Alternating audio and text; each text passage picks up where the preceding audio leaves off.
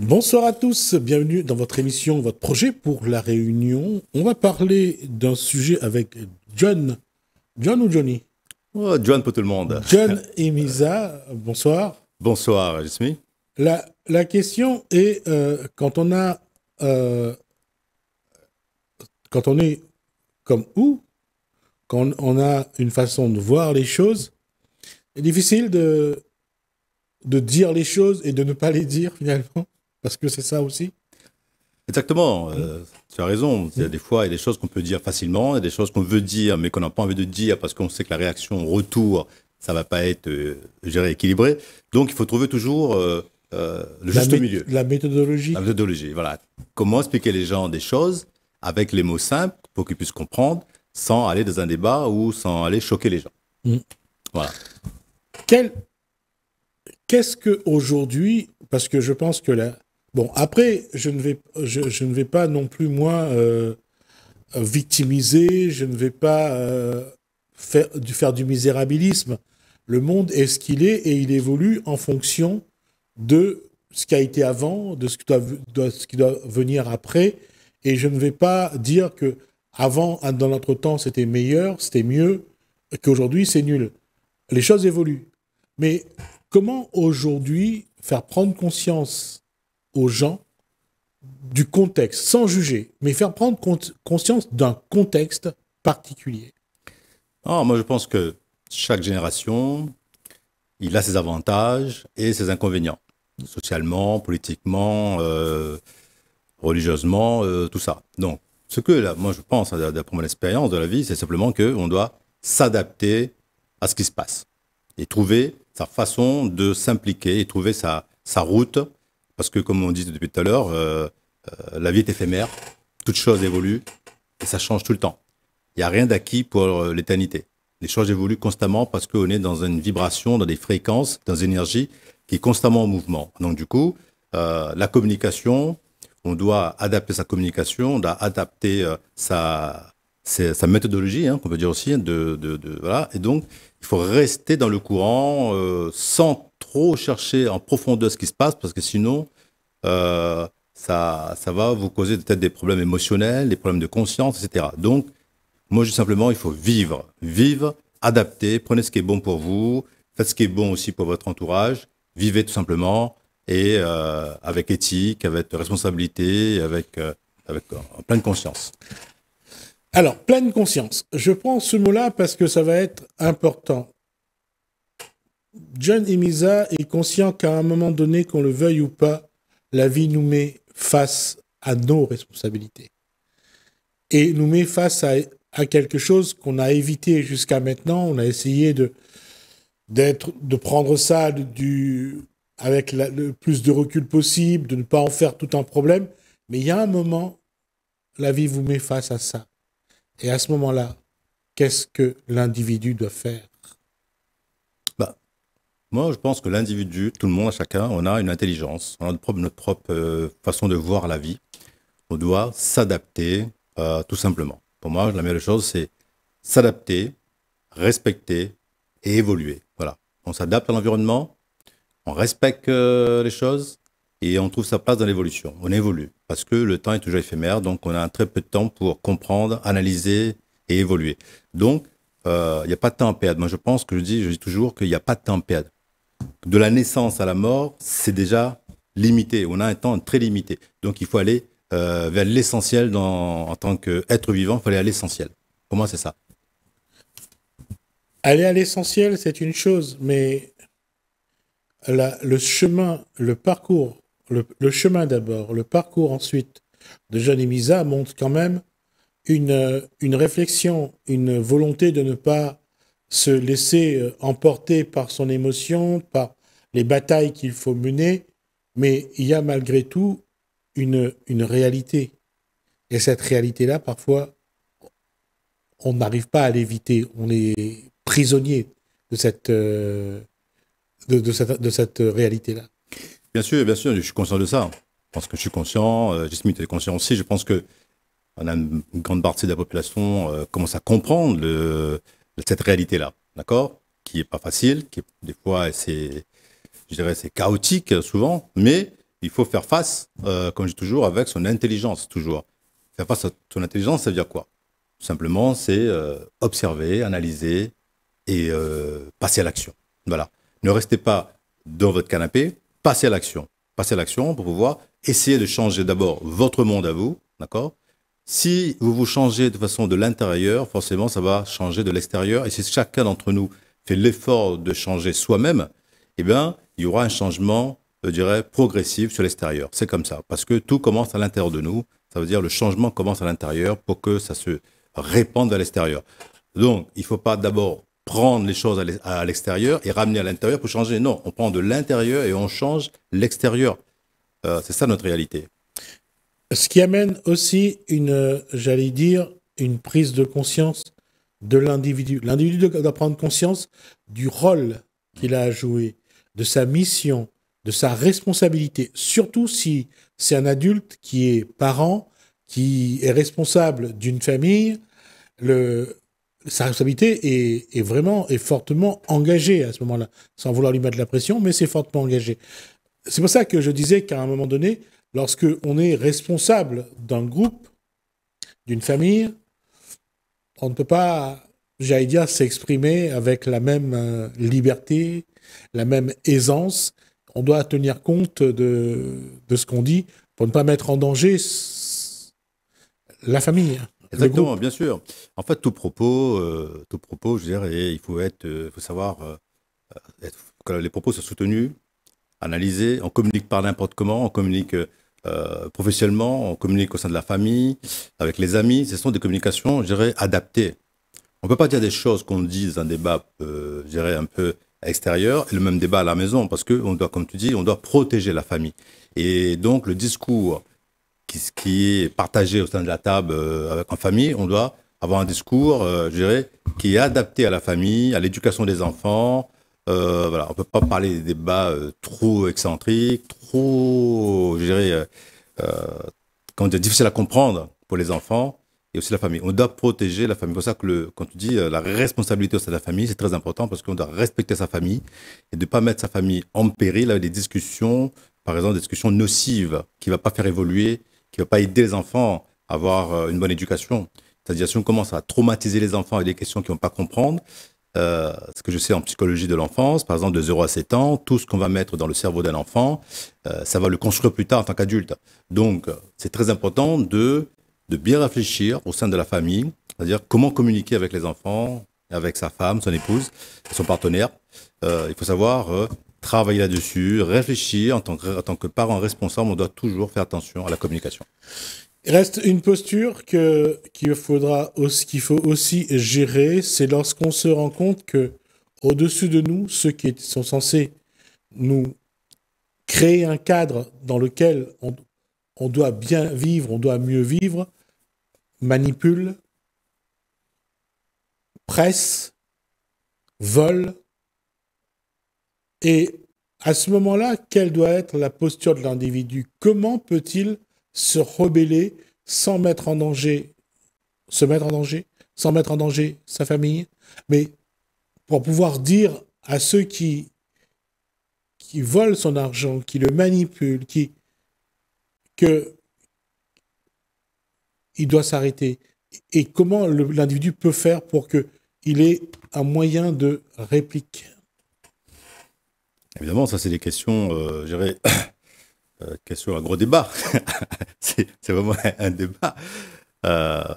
C'est pas si simple que ça. C'est pour ça que moi, en tant qu'entrepreneur, je suis le fondateur quand même d'un réseau social réunionnais, d'accord, que les gens découvrent peut-être ce soir. Il y en a d'autres qui sont déjà au courant. J'ai mis en place un système de réseau social équivalent aux plus grands concurrents de la planète. Je ne vais pas nommer les noms. Mon réseau social, il est à la pointe de la technologie, d'accord. Derrière, c'est pas de l'IA ou des robots qui gèrent, c'est moi personnellement qui gère et mon équipe. Et du coup, cette liberté d'expression que je laisse sur mon réseau social, babafig.com, que je dis aujourd'hui, ça va permettre à tout le monde de pouvoir communiquer, apprendre des choses, s'élever au niveau de conscience et spirituel et apporter de la valeur à chacun d'entre vous. Quand je me parle de responsabilité, évidemment, mon réseau social, ça va servir à ça. Ça va servir à que les gens puissent communiquer librement sans diriger les gens dans un chemin bien défini. Là, les gens, c'est comme au début des systèmes de réseau social, c'est communiquer librement. Vous allez communiquer librement, il n'y a pas de contrôle, il n'y aura pas de robot qui va vous diriger à faire ci, à penser à votre place, vous imposer des publicités, vous imposer des messages. Non, il n'y a rien de tout ça. On revient à l'essentiel. Et moi, en tant que Réunionnais, je suis fier d'avoir mis cette plateforme en ligne pour les Réunionnais, pour élever les Réunionnais, pour mettre en avant les compétences et tous les acteurs réunionnais, qu'ils soient les publics, qu'ils soient les entrepreneurs, qu'ils soient les artistes, tout ça. Quand vous allez découvrir la plateforme, vous allez mieux comprendre de quoi je parle. Vous allez voir, j'amène autre chose, j'amène du changement. Parce que les gens aujourd'hui, les SMI, ils sont un peu perdus avec la charge d'informations qu'ils reçoivent au quotidien, qu'ils soient sur tous les réseaux. Ils sont vraiment chargés d'informations, ils sont dirigés. Les gens, ils ont l'impression de se perdre dans cette matrice d'informations, d'accord. Émotionnellement, ils sont en faiblesse. Professionnellement, les gens cherchent tous à devenir des influenceurs, d'accord, parce que c'est la mode, ça fait rêver. On voit sur les réseaux énormément de communication, de publicité. La limite, on vous dit ne travaillez plus et vous allez toucher 10 000 euros par mois. Mais ça, c'est un rêve, c'est une illusion. Le travail est toujours payant. Si vous ne travaillez pas, il n'y a pas de salaire, il n'y a pas de récompense. Ceux qui prônent ce genre de fausses publicités, de toucher l'argent sans travailler, qu'est-ce qu'ils font quand ils font ça? Ils travaillent déjà là. Le fait de faire la communication, la publicité, ils travaillent. Donc, c'est un mensonge direct. Et ça, moi, je ne veux pas. Moi, je veux que l'être humain se retrouve en pleine conscience et qu'ils peuvent communiquer sur mon réseau librement, sans imposer des directives de pensée, etc. Voilà.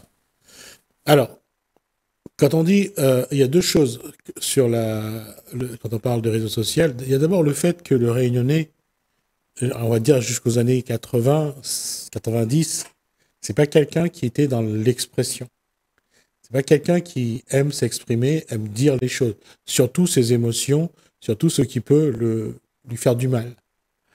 Et quand on connaît l'histoire de la Réunion, l'esclavage, l'engagisme, la misère, le Réunionnais s'est toujours battu pour essayer de survivre, pour essayer de ne pas mourir. Comment l'amener aujourd'hui comment lui faire prendre conscience qu'il a aujourd'hui, comme tout le monde, la possibilité de dire les choses, de s'exprimer. Faire un réseau social est une chose, mais amener le Réunionnais à vraiment s'exprimer, c'est autre chose.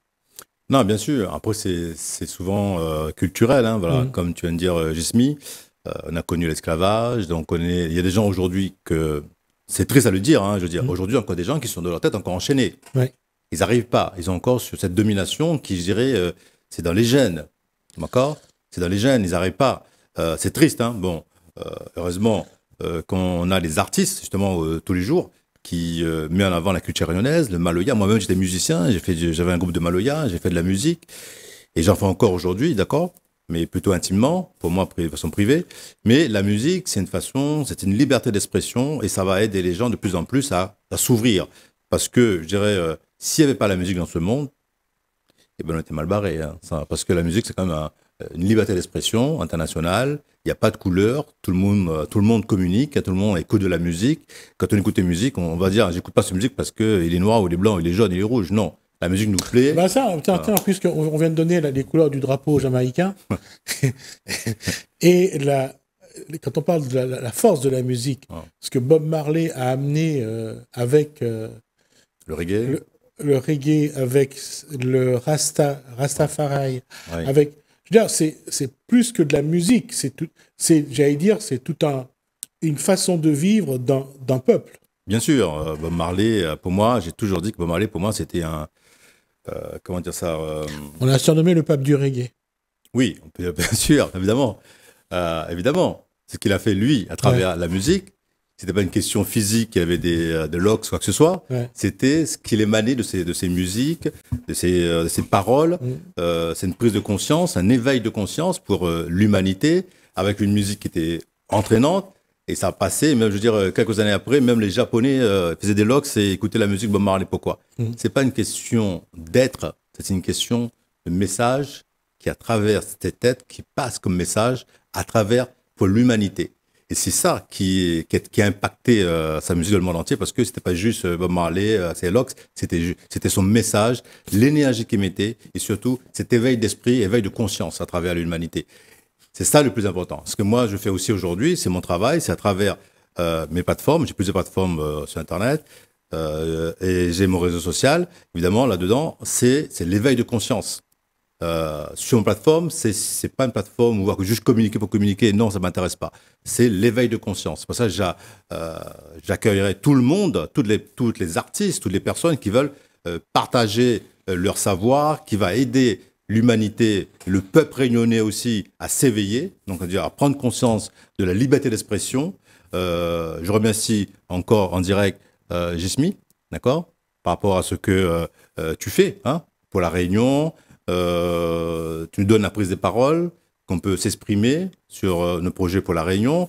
Et je trouve ça super parce qu'il y a vraiment une liberté d'expression et aussi une continuité dans l'élévation de la culture réunionnaise. Donc voilà. Alors, à ce remerciement, on va d'abord rajouter les deux techniciens qui sont à côté.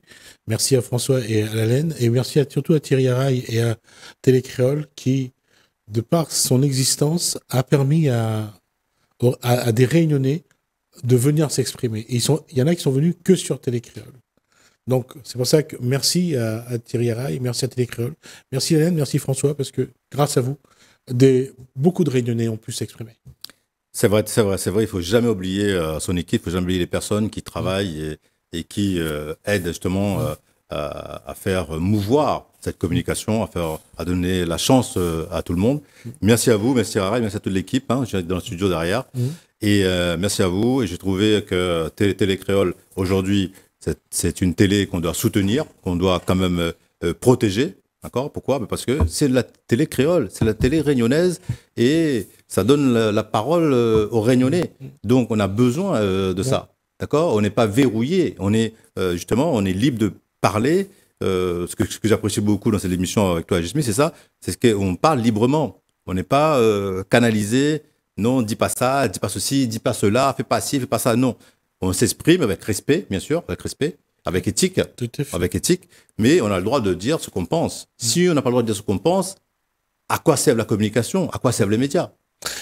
Et puis, il y a une chose aussi que je voulais dire. Si on regarde, on prend l'histoire de la Réunion dès le départ, il y a toujours eu une partie de la population qui a été brimée, qui a été mis sous cloche, qui n'avait pas le droit de s'exprimer, qui n'avait pas le droit de donner son avis, qui devait toujours faire ce que les autres disent. Aujourd'hui, nous avons l'avantage de dire que nous pouvons donner la parole au plus grand nombre. Que ce soit ce que fait John Imiza, que ce soit d'autres, mais que ce soit Télécréole, mais au moins, il y a une réalité. On peut donner la parole à, j'allais dire, à tout le monde, à tous ceux. Et toujours, comme l'a dit John Imiza, c'est toujours dans le respect, en respectant l'éthique, la déontologie. C'est important. Très important, très important. Si on veut que son message passe au plus large possible, il faut respecter tout ça. Ouais. Voilà, il faut avoir du respect, il faut être de l'éthique. Il ne faut pas être censuré, quoi que ce soit. La communication est très importante. On a donné une bouche avec une langue pour parler. C'est pas pour dire que des conneries. On est là pour parler des bonnes choses, pour soi-même déjà, parce que quand on sort une parole dans sa bouche, n'oubliez pas, une parole, c'est une énergie, ça nous permet de Et puis, de s'élever. Pour un autre élément sur ce que vient de dire John Imiza, c'est qu'il y a des jeunes qui nous écoutent. Ça, c'était quelque chose que nos parents et nos grands-parents étaient très pointus là-dessus. On ne dit pas n'importe quoi devant les enfants. Il y avait des conversations qu'on faisait vraiment à part. Aujourd'hui, ça a changé, tant mieux. Mais malgré tout, ce que nos parents nous disaient est important. Tout n'est pas bon à mettre dans l'oreille d'un enfant. Bien sûr, c'est la cause à effet. Il y a des paroles, la communication que ça fait entre adultes. Il y a des paroles que ça fait avec les enfants. On doit respecter l'âge des enfants pour communiquer à son niveau. On ne peut pas dire n'importe quoi devant les enfants parce que c'est la cause à effet. Je veux dire, si on dit n'importe quoi à un enfant, l'enfant, lui, il prend tout pour argent comptant, comme dit la Réunion. Il va tout encaisser comme une éponge et pour lui, c'est la vérité. Et donc, dans son évolution, ça va peut-être lui causer des soucis de comportement avec les autres, ce comportement social. Donc, il faut toujours communiquer à la hauteur de l'âge de l'enfant. Voilà, on ne dit pas tout n'importe quoi. C'est pour ça qu'à l'époque, les anciens, comme tu disais, moi j'ai connu ça, hein, mes parents, ils parlaient avec nous d'une façon, mais quand ils parlaient entre adultes, les enfants ils dégageaient. Ouais. Les enfants, ailleurs, va jouer. Allez jouer, maman, allez jouer. Ouais. Les parents, quand ils causaient ces aïeux là, ils m'aillent pas, m'aillent pas. Mais aujourd'hui, c'est un peu perdu. Il y a encore qui pratiquent encore ça. Moi, je le pratique toujours. Hein. Mais il y a aujourd'hui, ça c'est un peu, comment on dit, un peu flouté, un peu ça. Voilà, on a un peu zappé tout ça. Et c'est bien dommage. Et on voit les résultats sur la société par la suite. Voilà. Et si on ajoute le smartphone, ça montre bien qu'il y a un gros travail à faire. On reviendra là-dessus la prochaine fois parce qu'on est arrivé à la fin de notre échange, John et Misa. On reviendra là-dessus pour parler un petit peu. Je pense que ça va être intéressant parce que actuellement, on se pose la question de savoir est-ce que les jeunes ont droit aux réseaux sociaux avant ou après 15 ans. On aura l'occasion d'en parler. On aura l'occasion de revenir là-dessus et de voir si aujourd'hui, il faut vraiment réglementer Internet, les réseaux sociaux. D'accord ? Très bonne question. Je dirais que c'est vraiment un débat intéressant à faire la prochaine fois. Voilà. Merci. Merci à vous de nous avoir suivis. Merci Alain, merci François. Je vous dis à bientôt. Merci.